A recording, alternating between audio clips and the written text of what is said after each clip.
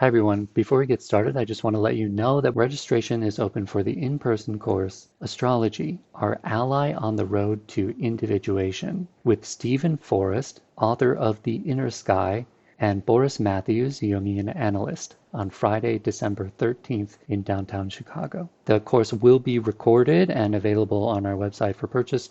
Also, we are accepting applications for the analyst training program. If you are interested in becoming a Jungian analyst, learn more at our website, jungchicago.org. Thanks.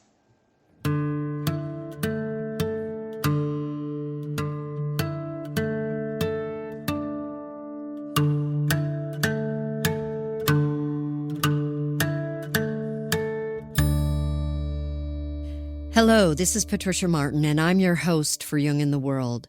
Joining us today is Robert Tyminski, a psychologist and Jungian analyst, who's here to talk about his work with men and boys that he describes in his book, Male Alienation at the Crossroads of Identity, Culture, and Cyberspace.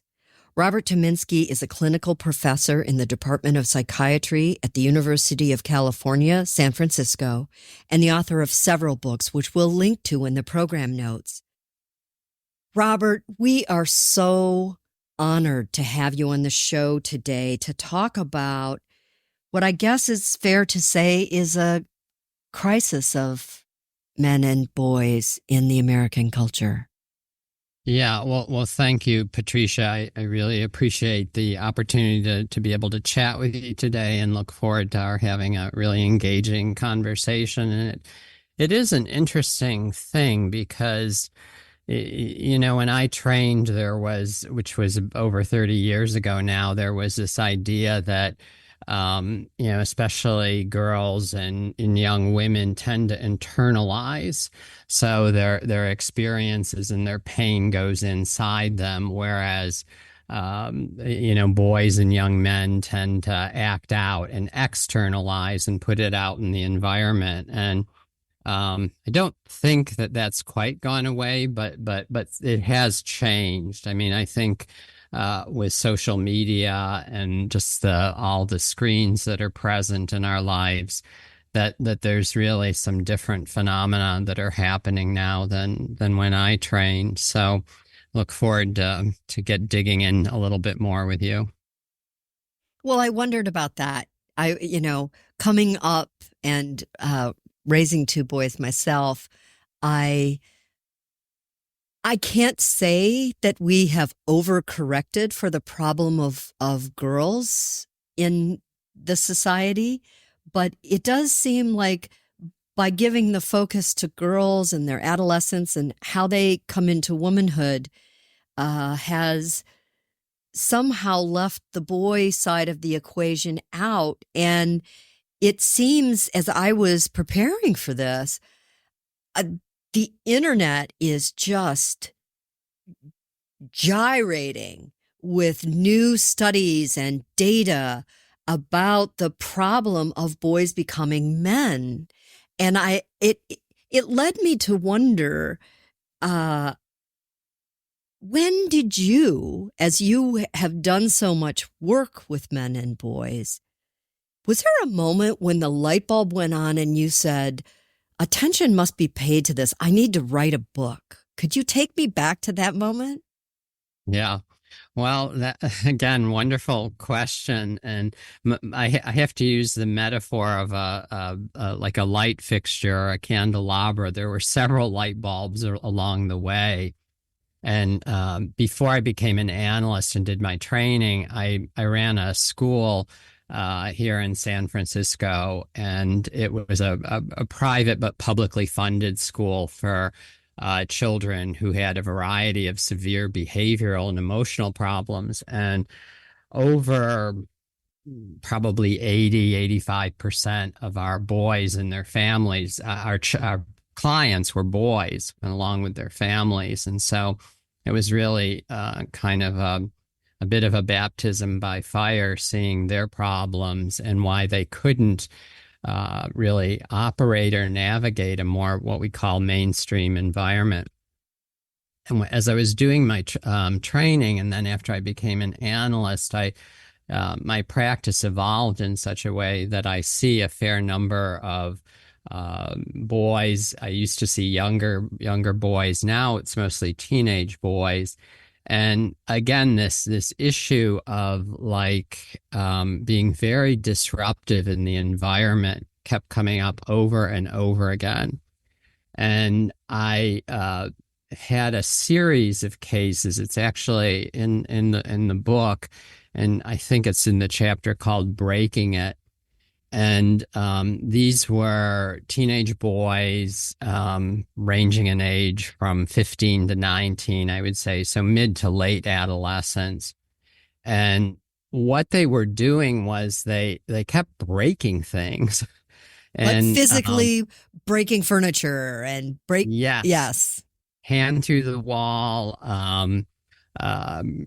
breaking, car windows.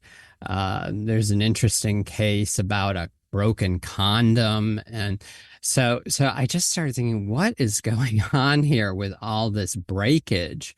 And that really was when I started to think, well, there's probably a lot of material in this. And interestingly enough, the breakage paralleled the breakage that I was seeing, and for lack of a better word, let's say the symptoms that were coming in, often paralleled what they would say about themselves.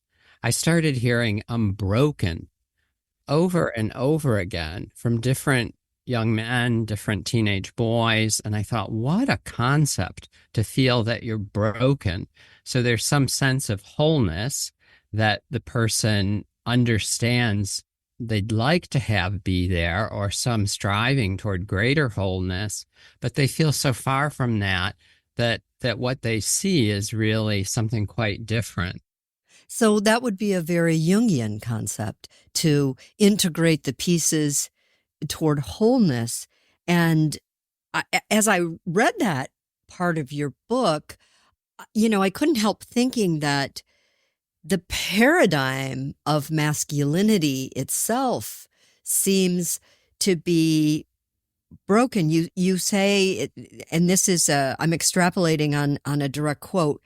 Men are trying to conform to an unhelpful model of masculinity that is somewhat rigid and not growth oriented. And you quote research that men who tried to fit into masculine norms have higher negative mental health outcomes and tend not to seek help, which is a double whammy. You're probably feeling more broken, and yet part of what you've bought into as what is masculine is keeping you from asking for help. So, that's a tall order when you think, well, if the system of masculinity is somehow broken itself, where do we begin? How do you see it? Yeah, no, that is a complicated issue, because of course it's a psychological one, but it's also a social and cultural one. And so it goes beyond any, one boy or young man's psyche.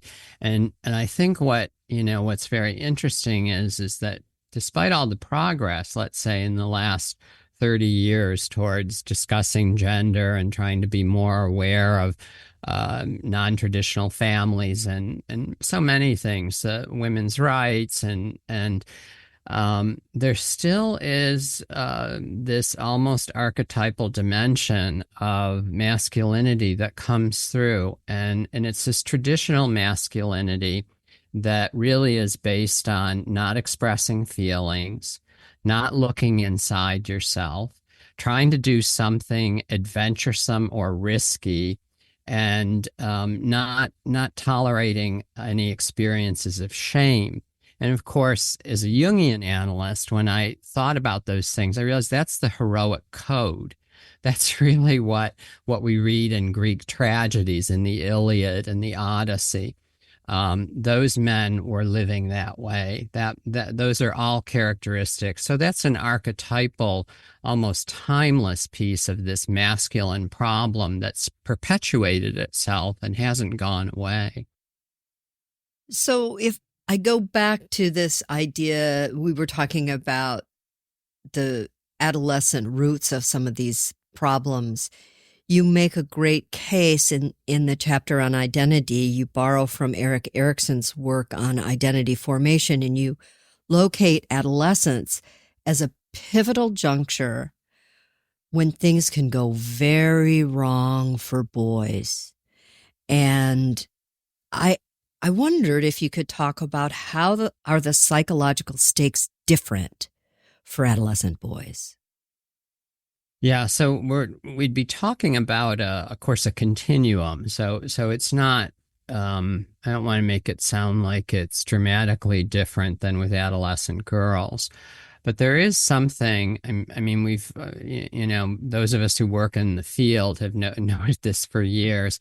We're in development, both in terms of let's just say social emotional development, that boys tend to lag chronologically a bit behind their female peers.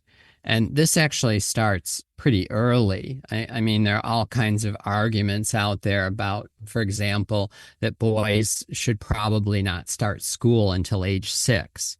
And that would help them have a little bit more of this catch-up time social in terms of their social and emotional skills. But you see this in adolescence, and the difference in adolescence really from a younger child is that interiority starts to develop. So there's a sense of inner space, a sense of what's going on inside me, who am I in there, and what do other people see of me? And so again, these kind of questions, we all have to answer them during adolescence and early adulthood. But I think for boys, there can be a sense of, for many boys, almost like a terror of looking inside themselves. And this has to do with that heroic code that I was talking about, that interiority can become associated with femininity. And so the idea of going inside can have a little bit of a feminine trope to it.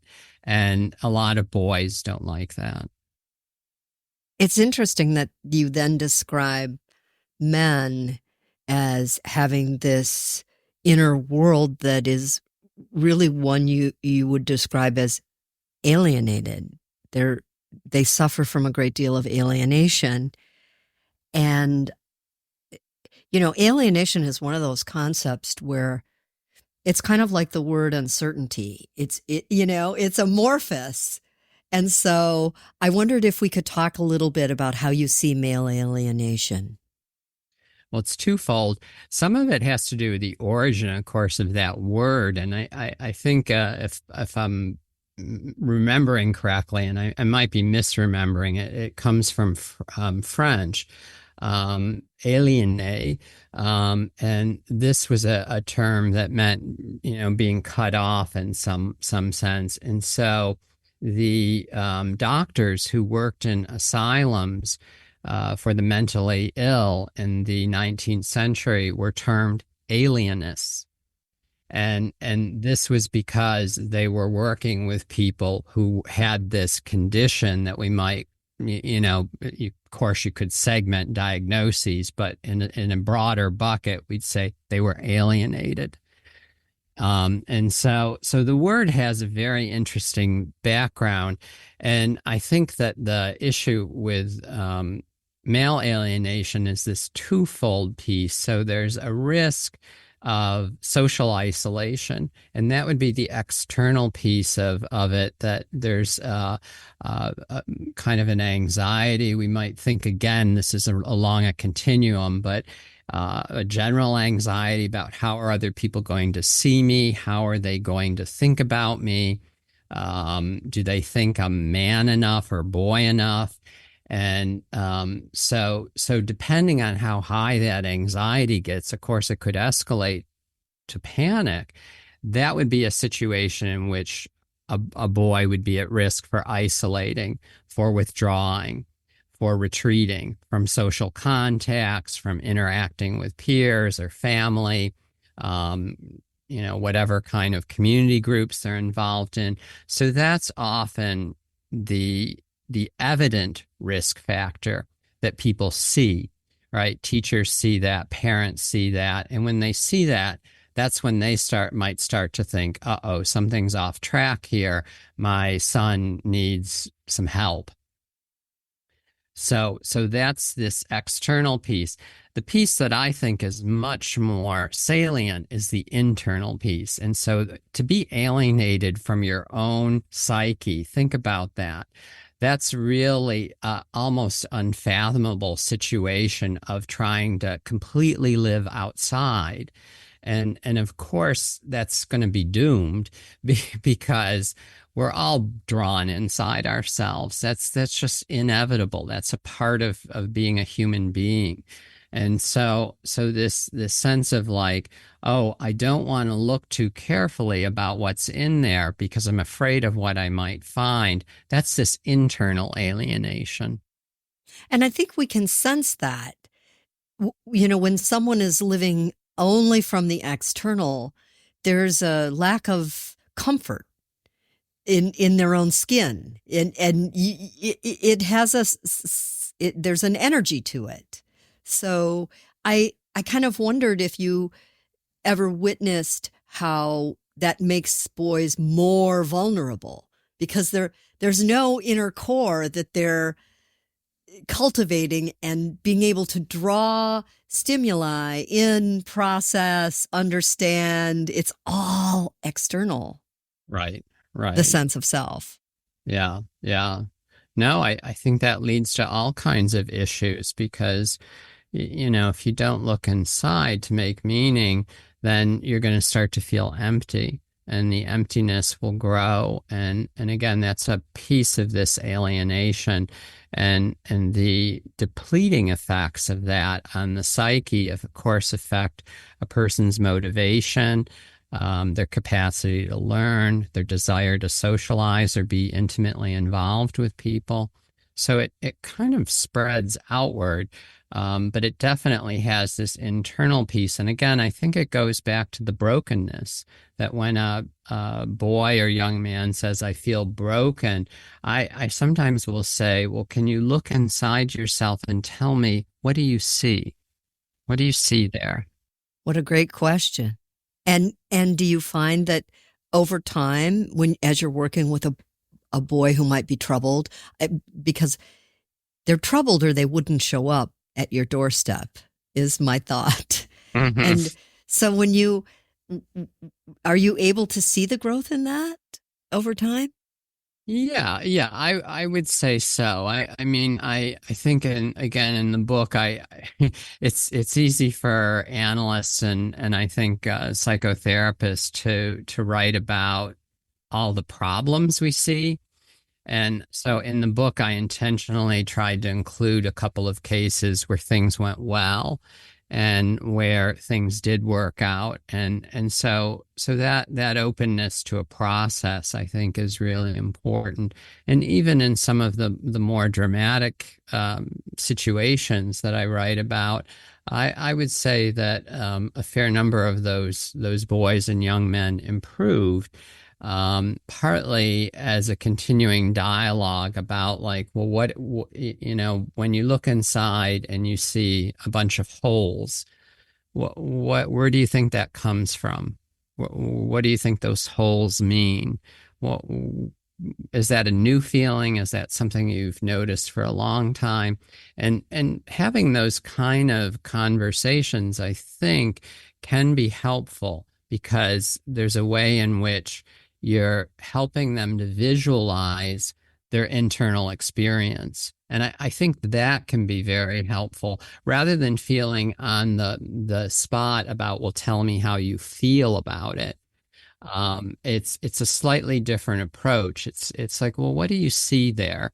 And I have found personally that this kind of approach or different emphasis is often quite helpful. Well, you're engaging their imagination as well. So they're describing an inner landscape to you rather than just having to name a feeling. And you talk in the book uh, about the loss of language, lost for words. This was so profound. And, I write myself, and the effect of feeling so alienated to the point where you lose words, you lose your ability to articulate, your ability to describe. I would love to talk a little bit more about the loss of words. And you even say that sometimes some youth required speech therapy, that they had to kind of reclaim their words, and they struggled to name their feelings. So tell us how this dynamic works. It's, I mean, that's a very tricky question, because I can tell you what it looks like. How it works inside, of course, is multivalent. There are many causes to it. But what it looks like is um, when you say to somebody, "How do you feel?" And one thing that I've heard, like in the last 5 years, quite a bit is meh. And That's MEH. MEH, that's right. I heard that word from I my bet you teenage did with sons. two sons. Yeah, meh. Uh-huh. And meh I started to think about it. It's really a workaround. It's a way to try and show indifference so that you don't have to think about something that might be a little bit dicier that's going on inside yourself. Could be anxiety, could be sadness, could be anger. So meh, to me, has a bit of a nice defensive function. And I have in my office a feeling chart, and I keep it out. I actually keep it on a table in the middle of my office that's between my seat and a chair and the couch. And you'd be surprised the number of times that somebody picks that up and is looking at it and is fascinated. There are about 30 feelings on it, and they're fascinated by this. And so it's really, that's also a helpful. See, it's a visual thing. And so seeing those faces, like what does an angry face look like? What does a happy face look like? So again, these are the kind of things with language that it's really something about how we connect with others and how we make meaning, and how we how we have a dialogue, right? A conversation like you and I are having now. I will say there's been a lot of research on something called alexithymia.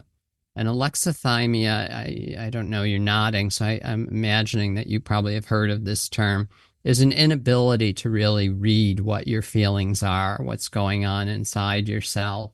And this started out as research, very interestingly, in the 70s, in the 1970s, where people were looking at patients who had severe psychosomatic complaints, and often would need to be hospitalized. And so psychiatry would get involved.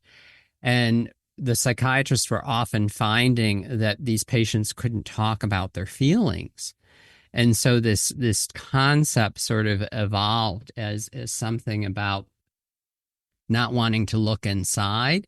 And you can think about the way in which it would tie in with a psychosomatic symptom would be to bring it to the surface and to show it that way, rather than to use words and to explore the feelings. Now, I'm making it sound tidier than it actually is. And but what has happened is that there's a researcher, he was actually president, I believe, of the American Psychological Association, and at the University of Akron, and his name is Ron Levant. And he began to look into this idea of something called normative male alexithymia, NMA. And the idea there, which I think is a fascinating one, is that there's something about, again, this interior focus that a lot of boys struggle with because it can often feel threatening to their gender identity. And so they then start to struggle with expressing emotions and start to struggle with saying what the feeling is or even being able to identify it. And so this normative male alexithymia is something that I've seen repeatedly, that often you have to start with where a boy or young man is, and if they can't name a feeling, that's when that question about, well, can you tell me like what it feels like in your body? What are you sensing? If you look inside yourself, what do you see there? And is there any movie or any film or any story that you can think of where you've seen this? And so you think of different ways to make connections. Well, when I encountered that term, I always stumble with it, alexithymia. There you go. I actually picked that up in my own research on digital culture because it's, from everything I've read, it seems to have escalated, and that the internet is playing a role in this, and the use of screens is playing a role somehow in this. Do you have any insight on that? I think that's a really like wonderful idea that you're bringing in. I mean, yes, I would endorse that. That does seem to be a part of the downside to being so involved with screens, that people start using shorthand. And you see this in texting a lot. And this shorthand then conveys something, but it leaves so much out. And it's leaving out a kind of emotional complexity. And if you think about like part of what the internet is based on, it's based on computer code, which is binary. It's ones and zeros. And so the idea that you are forced into a kind of oppositional choice, either or, leaves out room for depth. Everything kind of collapses. And I think this is true of emotional life as well. So as we think about young boys growing into adolescence and then manhood, questions get raised, especially by parents, as to what kind of role the internet is playing in raising boys. Is it entering into their lives at a moment where it's shutting down things that actually need to be developed? Do you have a thought on that? What I'm doing here is condensing lots of theories that I've read. You're doing a fantastic job at that. I love your questions. I think I think that's really quite a good observation, because this idea of that we were talking about a few minutes back about being aversive to looking inside yourself because it could be associated with femininity. Well, where is that urge psychically going to go? And the internet offers quite a workaround. And so a lot of boys and young men go to YouTube and they'll watch these videos that are given by a whole cast of characters that tell them or profess to tell them this is how you show you're a boy or a man. And it's often this very hardcore, I would say it goes beyond even the traditional masculinity that we talked about at the beginning into something that's a little bit more toxic masculinity, about hardness, about domination, about fighting, about showing your aggression. And so these kind of videos, there are just thousands of them. And as I said, I guess they're called influencers, but they will post these videos and boys will often turn to them. And that's sometimes where things go wrong, because they'll hear something in the video and they'll think, oh, I can do that. I can make that happen. And when they make it happen, something goes wrong at school, something goes wrong in their social life, something goes wrong in the family. And so it's really quite a problem.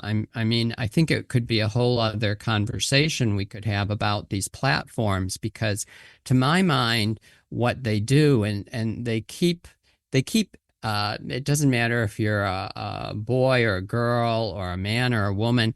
These platforms are kind of programmed with intermittent reinforcement to hook a person. Intermittent reinforcement is what's used in casinos, right, with slot machines. And so these platforms are copying that. And what they're trying to do is hook people so that they will spend more and more of their time watching or engaging with whatever the platform is offering. The other problem with YouTube is something called intensification.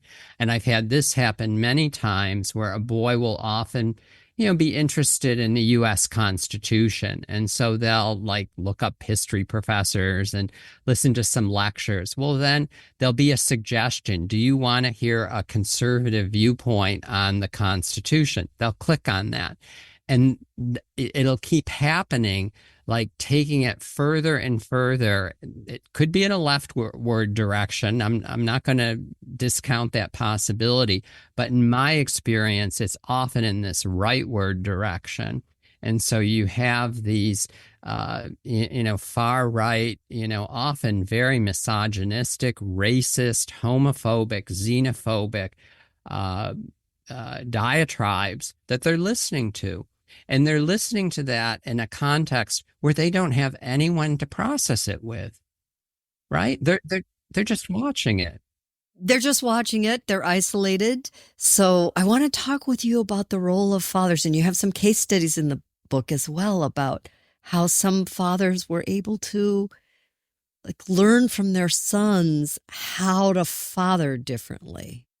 Mm-hmm. Yeah. That's the hopeful paradigm, is that when a boy is able to demonstrate something or express something to a father, that the father can hear and then take in as in a way that, like, what could I do differently? To be able to have that question occur to a father is so important. That there was, again, early in a lot of this research about fathers, the focus, I think, was on absent fathers, so fathers who disappeared, and then abusive fathers, so fathers who, physically, emotionally, and sexually abuse their children. And it's true that those fathers are out there. What I have noticed, though, is I was looking for the right metaphor. And at first I thought of a scarecrow. And then I realized, oh, I'm talking about a straw man. And it's these fathers who are present but not there. And there are a lot of those fathers. And often what happens is they like having a boy sometimes. And they like the fun of, having a 5-year-old or an 8-year-old or a 10-year-old. But once the boy hits puberty and becomes, a bit snarky and just starts to go through his own development, often these fathers withdraw, and they'll act as if they're there. They'll act as if they're curious, but the boy can sense, oh, he really isn't. And so again, those situations are quite challenging and often involve, having to think about, well, the parents want to get some help for themselves so that they can be thinking about how to support one another and being more present with their son. And so you can see that these things are quite complicated. But this straw man idea, which is what I kind of settled on, is again this feeling of something substantial missing, and a lot of what I hear is about those kind of fathers. Well, I also want to bring up the idea of Winnicott's good enough mother, because you riff on that a little bit in the book and you talk about what it would mean to be a good enough father. So what is it? tell us, what is your take on what it means to be a good enough father? I think it's a father who's willing, to put in the time and effort with their children. And by that, I don't mean just like clock time or work. I'm thinking about feedback, emotional feedback, and talking with them about the things that they see in their kids that delight them. And a father who can do that is really being good enough. That's such an asset in parenting on both sides, so with mothers and with fathers, to be able to give your children feedback about, I love it when you do that, or I love it that you're interested in that, or yeah, that's a bit silly, but your goofiness is so much fun. Right? Those kind of things. Well, what is more heartwarming for anyone than to be seen Yes. by someone you love, especially by someone who is there to take care of you? That's a feeling of wholeness in and of itself. It's kind of a cure-all, isn't it, to be seen? Yes. Yeah. Yeah. Yeah. Because you feel there's a resonance, right? You feel like there's something about, oh, I'm in that person's mind in a way that's very meaningful, and they're letting me know that. And those are the gems of human connection. So I think when, again, it's not particular to fathers, it's also true of mothers, but to be able to do that with your children and it's not a given. I mean, a lot of parents now feel amazing levels of stress, partly because of the pandemic, and so to put in the time and effort in those emotional ways that you and I are talking about, that it's not a simple ask. But I can't help but think back on my own mothering as I listen to you. How many times I thought of my kids, but didn't necessarily give voice to it. To say, oh, when you dance around the house, your movements are very fluid. I'm noticing that you're enjoying that. Uh, it's such a simple thing to do. So I want to go to the other end of the spectrum now, because there were places in your book where I thought, especially when you get to the topic of soul death, it was very profound. This idea that certain kinds of trauma can crush a boy's will and leave him with a murderous rage. And I took this to really mean emotional abuse. And I'll quote you. You say, if a man or boy is alienated, I believe he will question at some point whether he has a soul, unquote. That seems to be a deeply painful state. How did this come to you in your work? It is a painful state, right? I mean, I think we all have been through phases of that. I think, again, it's part of the psyche to sort of have dark places in it, and to when we venture into those dark places, to wonder, is there meaning? Is there something of substance that speaks to me? Is there something I want to do that's worth doing? And those kind of questions are in that darker territory. And I think, the psyche to me is very fluid, and it is somewhat fragmented. There are different pieces. They kind of come together. Sometimes they come together in ways that feel more whole, but often they're not very together. And we're just sort of like, okay, this is the best I can do.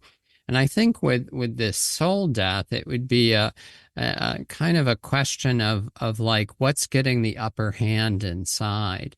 And if these dark places are really kind of looming and have kind of taken up too much space, then I think any person might question the value of their life, the value of what they're doing, the value of any contribution they can make.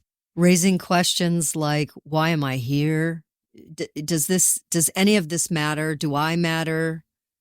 Those are all questions that are indicative of a certain amount of soul death, is what I hear you saying. Yes. But then you redeem the moment. So by talking about revealing the boy within. And, many Jungians talk about the time that Carl Jung spent after he and Freud parted on not so good terms. And Jung retreated and spent time on the beach in Bollingen and reflected back, had these moments of clarity about being a boy. And that was restorative to him. There was something in that. And in fact, I think it's fair to say that some of what he took from that fed into what he describes in the Red Book as encountering his own soul. It's like he fed himself with the boy within. How does that work? Revealing the boy within in the analysis, in the consultation room. How does one reveal that to a patient? What's the peeling away that happens? Can you share that? Well, it's a lot of peeling away. I think, again, like it would depend somewhat on the person. I mean, I think like you were talking about Jung, and that made me think that like what he was able to do. And of course, he had a kind of a neglectful upbringing. I mean, his mother was quite troubled, and he didn't have a great relationship with his father. And so I think what he discovered is that there was this other place he could go to, which of course was an archetypal level of the psyche, and that had healing potential for him. And so in that period of disorientation after his breakup with Freud, he was able to discover that and make good use of it. I mean, he not only wrote, but he painted and drew and became very creative in trying to express those things. And so the method, I think, of expression is one thing that's quite helpful in the book. I think I give a couple of cases where with these patients, I came to a point of talking about, well, the hurt, the very hurt boy inside them, and they're being able to flush that out, to describe it, to be able to see it, to be able then to think about what might he need when he's trying to sabotage me nowadays. Those are, that's a journey, and it takes a while. It's not like a workbook kind of therapy where you're going to get there in 4 months.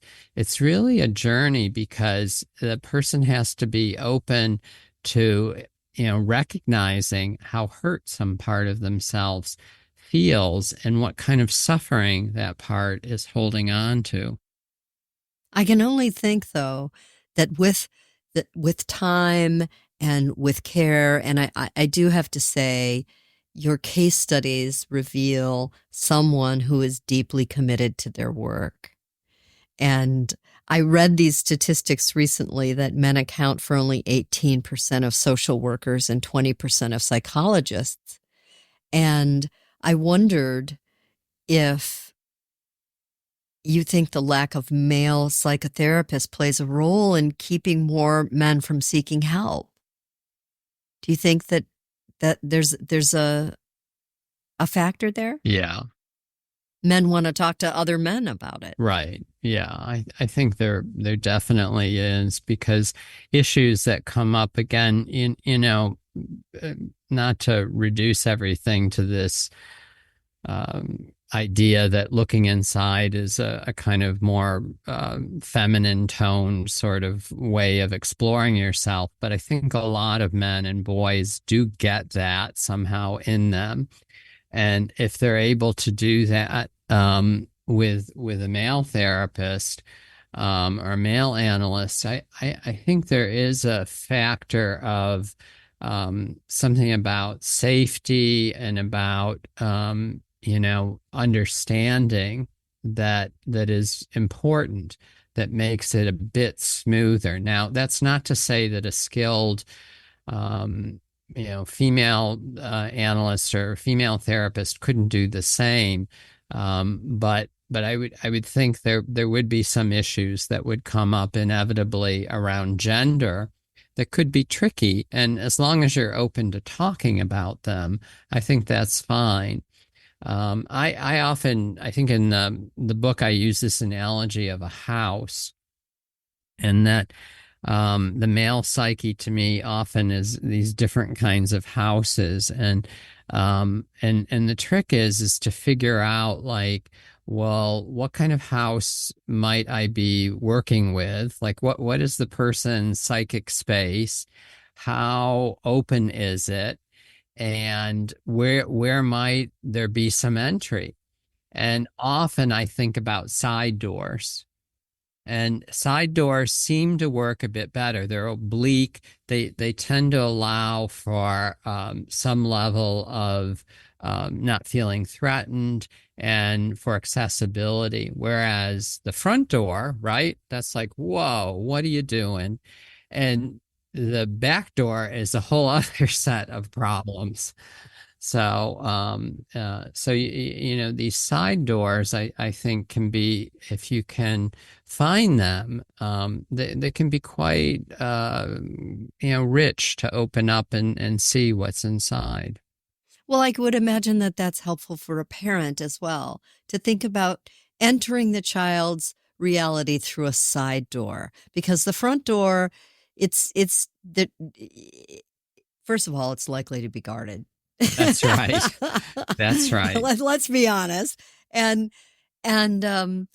if part of the struggle is finding words for how you're feeling, then the side door is easier. I have one last question that I as a Jungian, I wonder if you see this health crisis, this mental health crisis of masculinity for men and boys, as something that can help the collective grow. Meaning, more and more research is being done and coming to the fore about just what's happening and not happening for boys. And do you see a future for men and boys? And if we were to go 10 years out, and if you could, what's your most optimistic take? And I'm not asking for happy talk, but you've really studied this issue. What's the future of men? It's such a tricky thing, right? Because I'm not particularly adept at predicting things, so I feel like I'm going out on a limb here with you. But I think I think the issue for me is to think about, like, why is it that there are so many boys and young men who are isolated and then drawn into cyberspace? And I think they're substituting for some experience they're not getting in the real world. Now, that experience could be so varied, right? It could be art. It could be, working with animals. It could be, music. It could be sports. It could, there's so many different ways that to think about like what the missing pieces might be. And I think the issue with being drawn into cyberspace is that then they enter this environment where there is what I'm really thinking of as psychic pollution. And like we in the 60s and 70s, we became aware of how, big coal, big oil, big agriculture, big plastic were polluting our environment and ruining the external world. Well, I think a lot of the social media companies and platforms, including video gaming, is doing something similar. And these are often, I think, economists use this funny word, externalities, which are basically hidden costs that aren't accounted for by what a company's products do to the public. And so I think we have to think more about what's going on with the screens. And I'm not advocating that we, regulate in a strict way screens, but I do think there are some sensible things that could be done to help not just boys but girls and to be able to separate more from the risks of being consumed by what's happening on their screens. Well, at least to raise the consciousness that it is a substitution and that there are tactile experiences that are really beneficial to boys.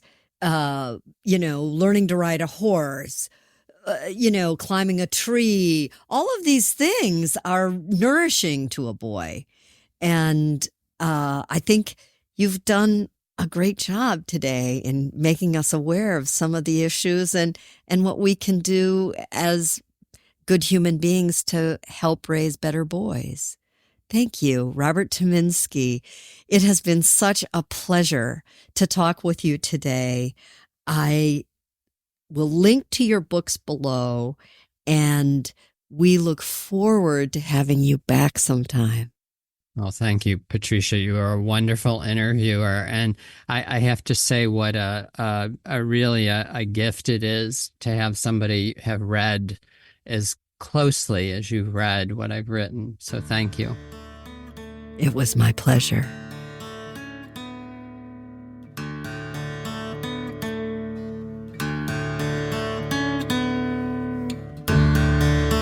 Thanks for listening.